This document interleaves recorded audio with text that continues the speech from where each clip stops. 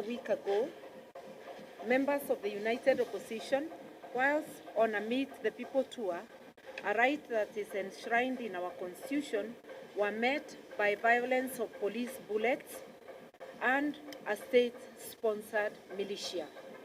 Specific members of our teams, namely Senator Methu, Honorable Victor Munyaka, and Jamnik Kamau, were targeted for assassination. The evidence is clear in the bullet holes aimed at specific windscreens of their vehicles. We thank God for their protection. Otherwise, we would today be eulogizing them. Their only crime having been exercising their freedom of association and expression.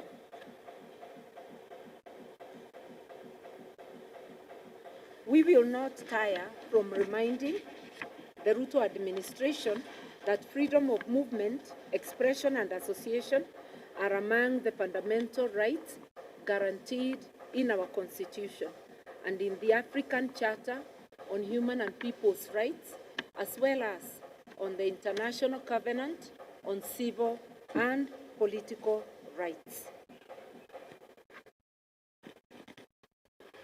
On Tuesday this week, after the Halloween attack, the United Opposition presented irrefutable evidence to the Independent Policing Oversight Authority, IPOA, on this criminal assault and attempted assassination of our leaders. We expect IPOA to treat this evidence with a grave concern that it deserves. Any attempt to unlawfully take the life of a human being, regardless of ethnicity, gender, or rank, ought to be condemned in the strongest terms possible. We therefore expect IPOA to hold the commanding officer who led this assault accountable. The Inspector General of Police, Douglas Kanja, and Interior Cabinet Secretary, Kipchumba Murkomen, must be held accountable. The buck stops with them. We can no longer allow the brazen criminal acts and subversion of the rule of law to continue because of orders from above. We are saying enough is enough. We have heard Ruto saying enough is enough, but we remind him as an employee, you can never tell your employer enough is enough. You can only pack your bags and go. We are his employers. We are telling him enough is enough. This has to stop. He cannot create a Haiti-like militia in Kenya to destroy the peace and tranquility that we have been having. Fellow Kenyans, our country is ailing. Some even say it is at war with itself, not because of the global recession or pandemic, but because of an epidemic called William Samoei Ruto. The instruments of power are in the hands of a person who simply doesn't care for the well-being of the citizens he purports to govern. For instance, we are aware of a cargo of 25,000 metric tons of sugar that recently landed in our port at Mombasa. This sugar is already on its way to Western Kenya, to a Western Kenya sugar factory to be repackaged and sold to Kenyans. Yet, it was condemned as unfit for human consumption in its country of origin. That it has been cleared quickly and is now headed to be distributed in this country shows the heartlessness of this regime. They have made money their god. We demand that these consignments already earmarked as publicly condemned be earmarked as publicly condemned and destroyed immediately. so that it is not used to poison Kenyans. I will let one of our youth read the rest. Thank you. Thank you so much. My name is Ken Babu, and I proceed. Fellow Kenyans, this is a criminal regime that not only resorts to willful violence against its people, but resorts to physically harming its populace unfit for public consumption of goods, but also attempts to limit its people via willful and defunding education, which is a right. Just a week ago, the Cabinet Secretary for Finance, John Mbadi, publicly declared that Kenya can no longer sustain free primary and secondary education. The proposed cuts to capitation and demand that Kenyan parents pay more for the education is an affront to Constitution, having been entrenched in Article 43(1)(f), which guarantees the rights to education for everyone, while Article 53(1)(b) specifically ensures every child's right for free and compulsory basic education. Hence, defunding education is not only insensitive, but unconstitutional. We implore us to reason to these words of Abraham Lincoln, and I quote, "Do not interfere with anything in the Constitution. That must be maintained, for it is the only safeguard of our liberties." We must tell the illegitimate regime of Mr. Ruto that Kenyans want education, health, and other basic needs, and not handouts in the name of empowerment. And therefore, we all agree that having Mr. Ruto as the Kenya's president today is one of the most historical mistakes that ever happened in this country. And therefore, one term is unstoppable. One term. One term. Yeah, it will be finished by Steve. Honorable. The lady. Have a lady. No. So let's have a lady. It's gone. Ndio ya mwisho. We can have a lady. Okay. Under Ruto's torrid regime, our beloved country has in under 3 years, we have been subjected to socio-economic and emotional assault as the people of Kenya, which is illegal, unconstitutional, and criminal in every form. This is not speculation. We repeat, this is a fact. Their first and only qualifying modus operandi is theft, destruction, and death as the Ruto state-governed policy. 2, they are now scrutinizing future taxes, a criminal and yes, unconstitutional move to borrow externally against future taxes without parliamentary sanction or debate. It is not only a similarly crude betrayal of public trust, but also a direct violation of the Public Finance Act. The behind closed doors is a reckless scheme to sell off Kenya's future. To conceal their criminal operations, they have created murky financial vehicles called special purpose vehicles. These are run by faceless technocrats and unaccountable corporations. The primary objectives of this vehicle is to divert public resources away from Parliament, the Auditor General, and the people. This is more than simply daylight robbery. It is shameless thievery, the likes of which no nation on planet Earth has ever seen or should witness. We call for the following with immediate urgency. Number 1, Parliament must reclaim its authority and halt the illegal securitization of public taxes. 2, an independent audit into all SPVs being used to handle public resources. 3, the government must restore full capitation to schools and publish a clear time-bound commitment to fund free education as enshrined in the law. 4, Kenyans must mobilize, organize, and resist through civic engagement, legal action, and national solidarity.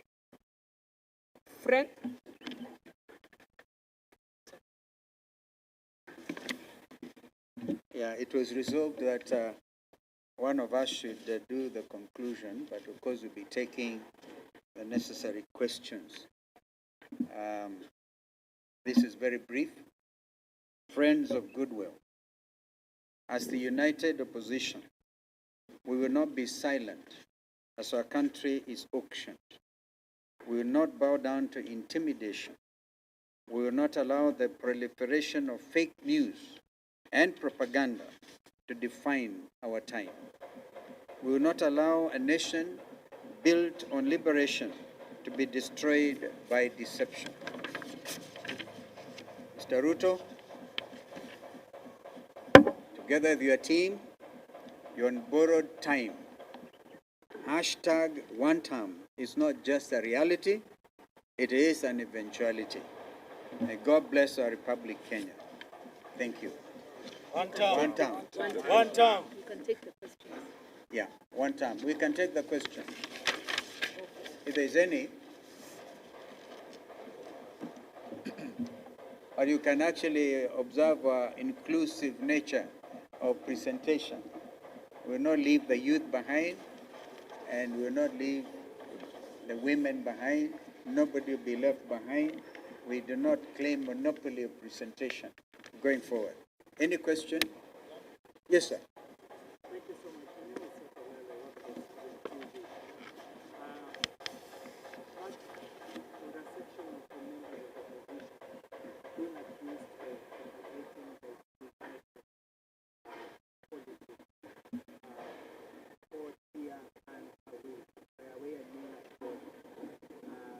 What can this opposition alliance understand that part of the principles have been supported, that accused of meeting segmented groupings that are being You know, there's such a thing, my friend, of as freedom of association.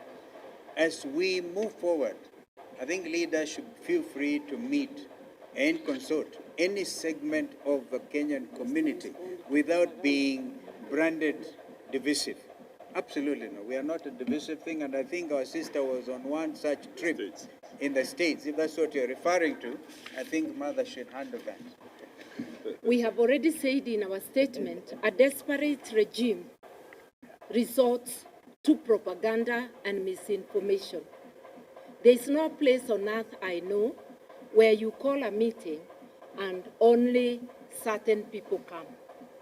When it's a public meeting, everybody comes.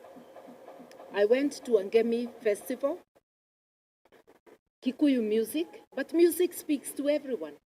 There were people from mixed backgrounds. Everybody was there. So we will not waste our time answering to propaganda. Show us the evidence, we shall react. Thank you. So if the event was a Ngemi event, why would you want to categorize it? Yes, sir. Daily Nation.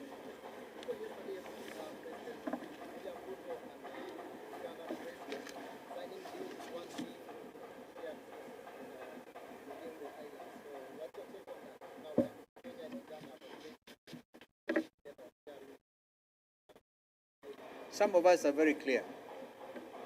We have stood, I can tell you very authoritatively, when I chaired the first ministerial commission to revitalize East African community.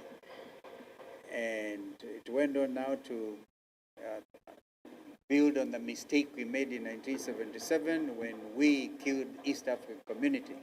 Now we are fully back on East African community situation. So some of us stand for borderless East Africa and the rights of establishment. The parliament sitting in Arusha should be able to quickly deliberate on some of these things. So if you look at it that way, does it matter which side of the lake is Megigo Island? Doesn't really matter, because we want to see a borderless East Africa where professionals can have rights of establishment in Kampala, in Dar es Salaam, in Kigali, in Juba, in Nairobi. That is the vision. So this other one is, in my view, permit me to say, a bit narrow-minded. May I also add and say this? It is very well for Uganda and Kenya to agree on Migingo. Any agreement that cedes part of the territory of Kenya needs to be debated in Kenya. It needs to be passed by our parliament. So Kenya and Uganda does not belong to our two heads, to Dr. Ruto and Yoweri Museveni. It belongs to the people of Kenya and Uganda and to East Africa. They cannot make private deals that go against the territorial boundaries. While we commend the effort to resolve, can they retrace their steps and do it legally? We also want to remind them, we have not forgotten. We are still focused on the criminal acts by both states of cross-border abduction. We have not forgotten that Besigye was abducted from Kenya. Luckily, he has now filed a suit in Kenya against the Kenya government. And a suit will be filed also extending to Ugandan government for the criminality. We have not forgotten the cross-border abduction of Mwambili Mwagondi from Tanzania. It looks like the three original states of East Africa are collaborating on oppressing their citizens. We want to hear their voices telling us whether this is going to stop.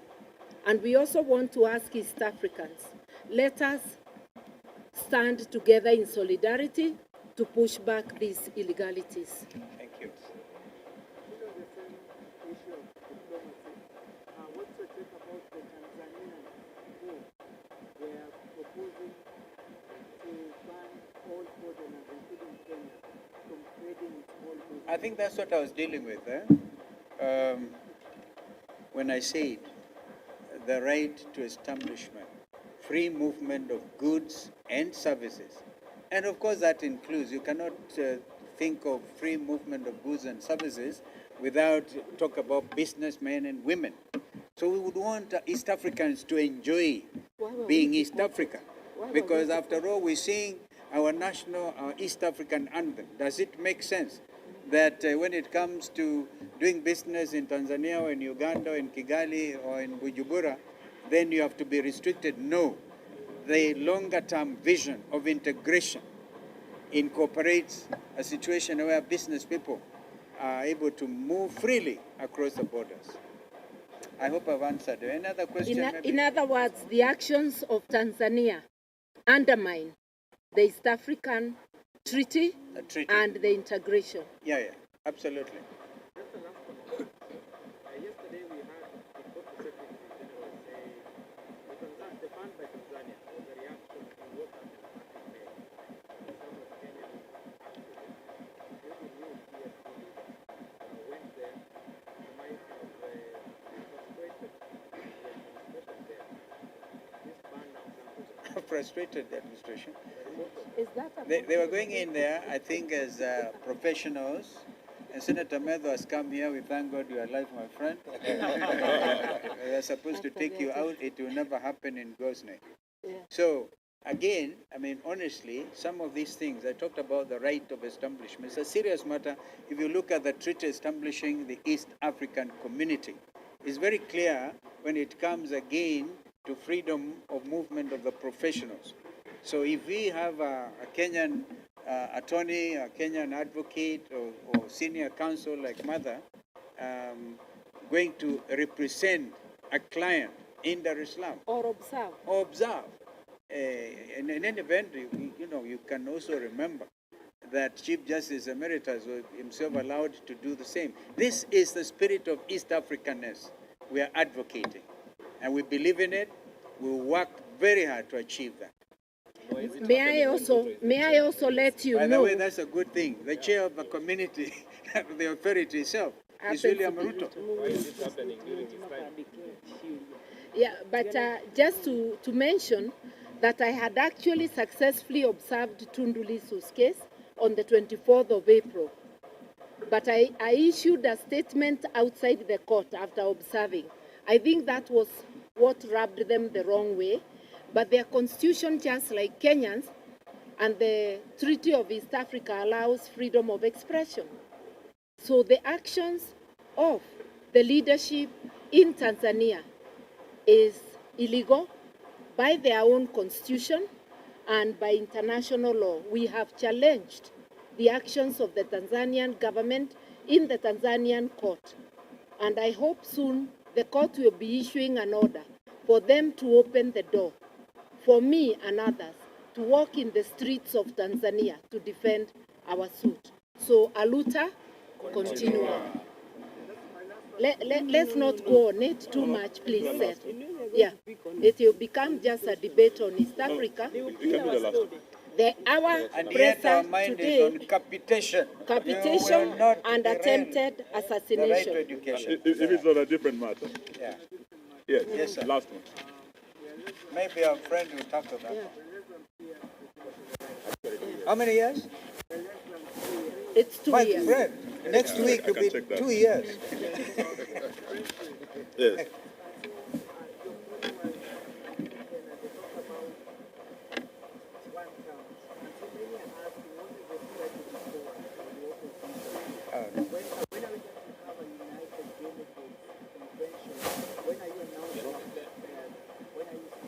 It's not for today now. They are going to watch the space.